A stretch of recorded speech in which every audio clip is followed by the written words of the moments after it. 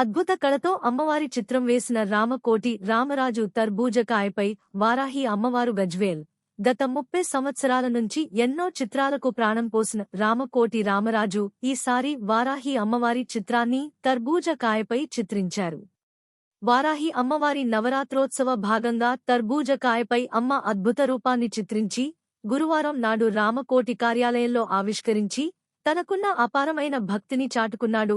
సిద్దిపేట జిల్లా గజ్వేల్ పట్టణానికి చెందిన ప్రముఖ కళాకారుడు, భక్తిరత్న జాతీయ అవార్డు గ్రహీత, శ్రీరామకోటి భక్త సమాజం సంస్థ వ్యవస్థాపక అధ్యక్షులు రామకోటి రామరాజు.